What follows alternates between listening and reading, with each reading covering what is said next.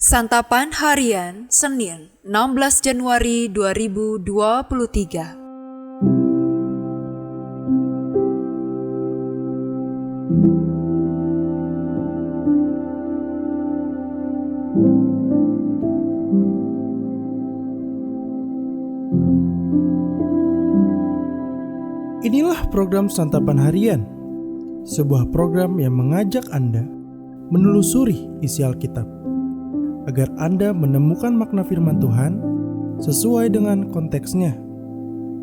Santapan Harian tertuju bagi Anda yang ingin memiliki kehidupan rohani yang segar, kuat, dan sigap. Hari ini kita akan membaca 2 Raja-Raja pasalnya yang ketiga. Namun kita akan membacanya pada ayat yang pertama hingga ayatnya yang ke-8. Sebelumnya, mari kita berdoa. Firman-Mu adalah pedoman berharga bagi hidup kami. Bimbinglah kami di dalam perenungan firman-Mu saat ini. Di dalam Kristus Yesus kami memohon. Amin. 2 Raja-Raja 3 ayat 1-8. Yoram, anak Ahab, menjadi raja di Samaria atas Israel dalam tahun ke-18 zaman Yosafat, Raja Yehuda, dan ia memerintah 12 tahun lamanya. Ia melakukan apa yang jahat di mata Tuhan, tetapi bukan seperti ayahnya dan seperti ibunya. Ia menjauhkan tugu berhala Baal yang didirikan ayahnya. Namun demikian, ia masih berpaut kepada dosa Yerobeam bin Nebat yang mengakibatkan orang Israel berdosa pula. Ia tidak menjauhinya. Mesa, Raja Moab, adalah seorang peternak domba. Sebagai upeti, ia membayar kepada Raja Israel 100.000 anak domba dan bulu dari 100.000 domba jantan. Tetapi segera sesudah Ahab mati, memberontaklah Raja Moab terhadap Raja Israel. Keluarlah Raja Yoram pada waktu itu dari Samaria. Lalu ia memeriksa barisan seluruh orang Israel. Selanjutnya, ia menyuruh orang kepada Yosafat, Raja Yehuda, dengan pesan, Raja Moab telah memberontak terhadap aku. Maukah engkau bersama-sama aku berperang melawan Moab? Jawabnya, aku akan maju. Kita sama-sama, aku dan engkau, rakyatku dan rakyatmu, kudaku dan kudamu. Lagi ia bertanya, melalui jalan manakah kita akan maju? Jawabnya, melalui padang gurun Edom.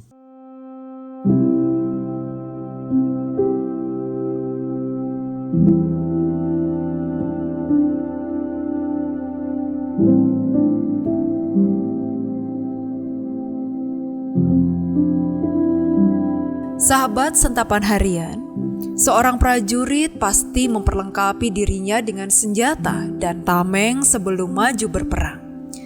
Latihan fisik dan mental pun sudah menjadi makanan sehari-hari. Karena itu, ketika ia berada di medan peperangan, ia sudah dalam keadaan siap. Yoram, Raja Israel, mengajak Raja Edom dan Raja Yehuda berperang bersamanya untuk menghadapi pemberontakan Raja Moab. Namun setelah ia berkeliling menempuh 7 hari perjalanan, ia menghadapi kesulitan karena tidak mendapatkan air untuk para tentara dan hewan yang mengikuti mereka. Raja Yoram menyadari bahwa pasukannya tidak akan bisa bertahan bila pasukan Raja Moab datang menyerbu. Dan Allah lain yang selama ini disembahnya tidak dapat menolongnya. Keadaan genting membuat mereka terpaksa meminta pertolongan kepada Elisa. Awalnya Elisa menolak karena tahu bahwa Allah yang Yoram sembah adalah berhala. Dan Yoram menduakan Tuhan, Allah Israel. Elisa menyuruhnya untuk pergi meminta pertolongan kepada Allah lain yang mereka sembah. Karena dilihatnya ada Yosafat bersama mereka, akhirnya Elisa ingin menunjukkan kepada ketiga raja itu bahwa Allah Israel lah yang berkuasa. Elisa menyuruh mereka menjemput pemetik kecapi. Maksudnya supaya memainkan kidung-kidung untuk mempersiapkan hatinya mendengarkan firman Tuhan. Ketika pujian dikumandangkan, kuasa Allah melingkupi Elisa. Ia pun memberitahukan strategi perang untuk menghadapi Moab. Karena itulah mereka berhasil mengalahkan Moab.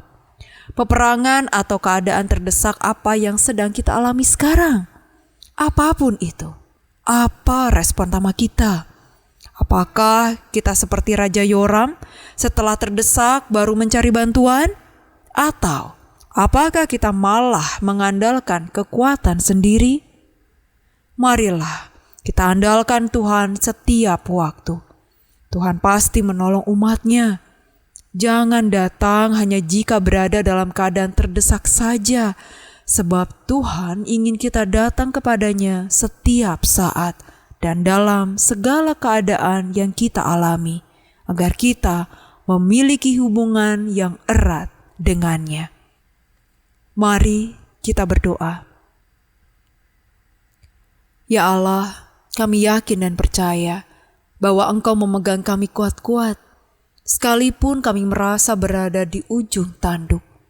Kami percaya Engkau menolong dan memelihara hidup kami. Di dalam dekapan kasih-Mu ya Yesus, kami berteduh. Amin.